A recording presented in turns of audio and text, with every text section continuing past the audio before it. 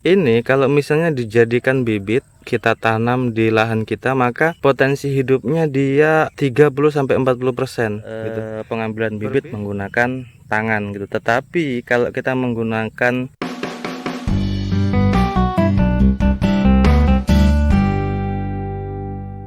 Assalamualaikum warahmatullahi wabarakatuh. Kembali lagi bersama saya Setio Prayugo di channel S Prayugo. Hari ini saya akan memberitahukan cara bagaimana memilih bibit yang baik untuk kita tanam di lahan yang kita akan tanami tanaman nilam itu sendiri gitu. Nah, hari ini saya sudah berada di kebun nilam saya. Jadi ini adalah tanaman nilam saya yang berumur 3 bulan. Jadi terlihat sangat subur sekali.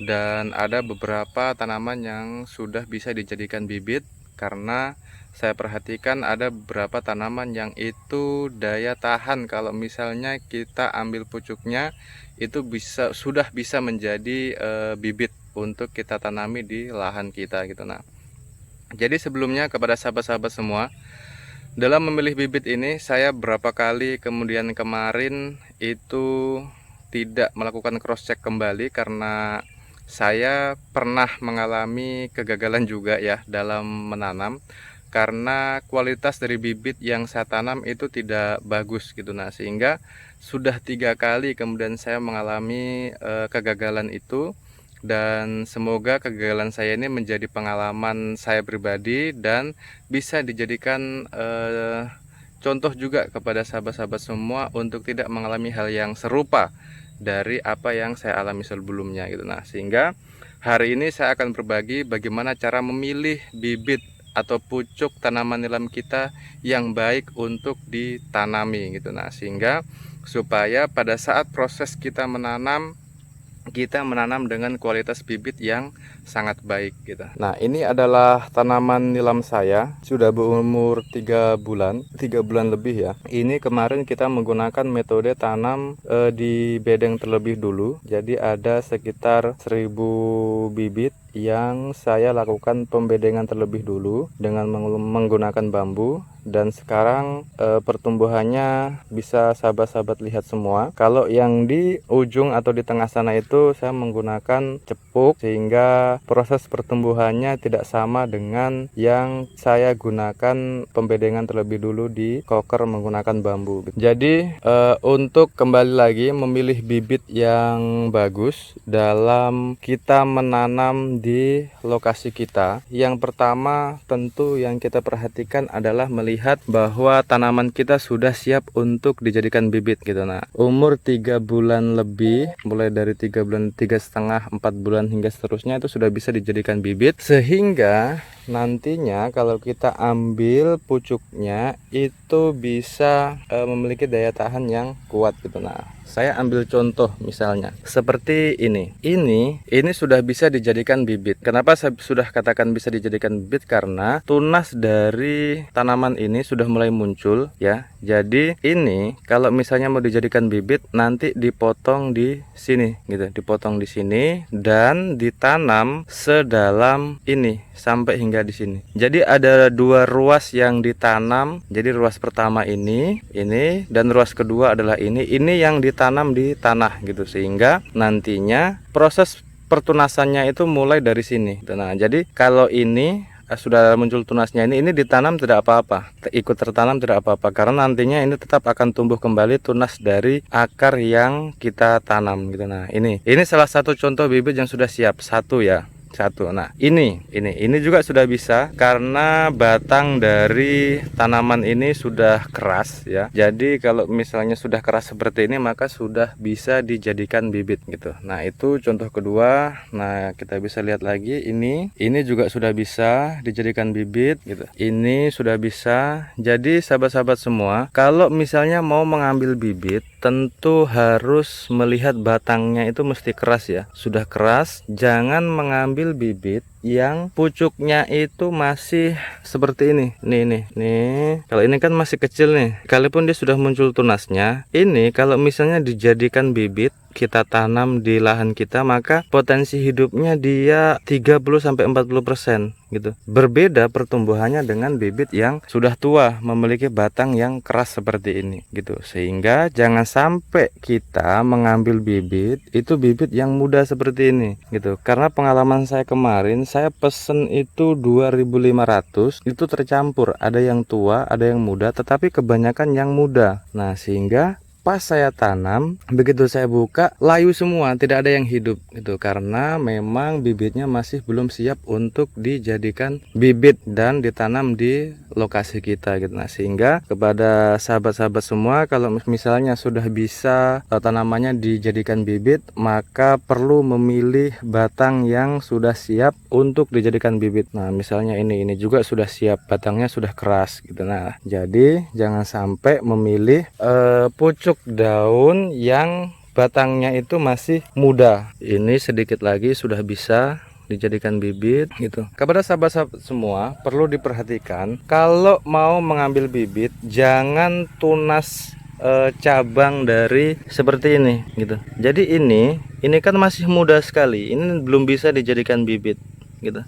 Seperti ini juga masih belum bisa. Nah, dia diambil seperti ini sudah bisa gitu. Ini dipotong di sini sehingga nanti ini tertanam sampai di sini. Nah, seperti ini yang bagus sekali sahabat-sahabat semua. Jadi ingat, dalam proses menanam itu mesti 2 ruas tertanam di tanah gitu, sehingga kalau kita mau ambil bibit ini, kita mesti potong hingga dari sini segini gitu. Nah, sehingga nanti 2 ruas ini yang akan tertanam di tanah. Nah, sehingga tentu nantinya kalau misalnya dalam proses penanaman kita menggunakan perangsang akar, maka cukup dengan waktu 3 hari saja, maka nantinya sudah muncul akar dari tanaman nilam yang kita tanam gitu. Nah, jadi ini tanaman saya yang berumur 3 bulan, kita bisa lihat.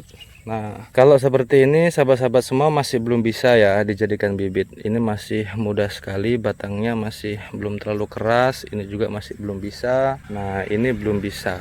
Ini mesti menunggu agak tua sedikit agar supaya batangnya lebih keras, tidak loyo seperti ini. Jadi sahabat-sahabat semua, sangat penting ya kita memilih kualitas bibit yang bagus untuk ditanami di lahan kita gitu, agar supaya hasil yang kita peroleh itu memuaskan. Jadi ini sahabat-sahabat semua, tanaman saya bisa dilihat alhamdulillah tumbuh subur. Ini kita sudah semprotkan 2 kali menggunakan ZPT perangsang tumbuh dan hasilnya seperti ini. Ini sahabat-sahabat semua, alhamdulillah sudah mulai bagus kembali. Nah, ini kalau ini juga sudah bisa dijadikan bibit. Ini sangat bagus sekali, batangnya sudah mulai keras dan sudah sebagian besar dari tanaman yang kita bedeng kemarin sudah bisa dijadikan bibit. Jadi jangan sampai tanaman kita yang masih belum siap dijadikan bibit itu dijadikan bibit ya sahabat-sahabat semua. Saya ulangi kembali, jangan sampai nanti tanaman kita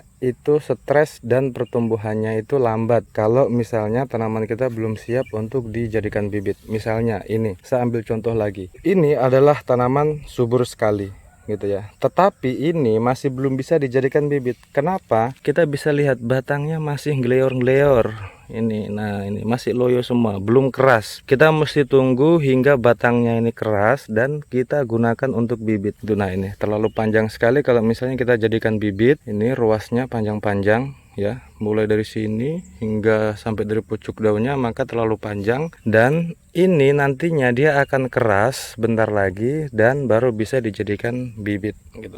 Nah, jadi kepada sahabat-sahabat semua, ini adalah cara bagaimana memilih bibit yang bagus, dan saya sarankan dalam mengambil bibit tolong kalau bisa menggunakan gunting ya, gunting panen sahabat-sahabat semua. Kenapa? Agar supaya dia dalam proses pengambilannya itu tidak patah. Karena kalau misalnya kita menggunakan tangan langsung kita petik, misalnya nih kita langsung petik seperti ini, dia kalau dipetik seperti ini dia bisa mesti pas di ruasnya ini gitu. Misalnya seperti ini. Nah, ya, saya ambilkan satu contoh. Nah, seperti ini kalau misalnya kita menggunakan tangan, maka dia tidak bisa kalau kita mengambil di tengah-tengah sini. Kita mau patah pakai tangan tidak bisa gitu. Nah, sehingga kalau mau pakai tangan tentu dia batasnya dari ruas ini, dari cabang ini baru bisa dilakukan pengambilan bibit menggunakan tangan gitu. Tetapi kalau kita menggunakan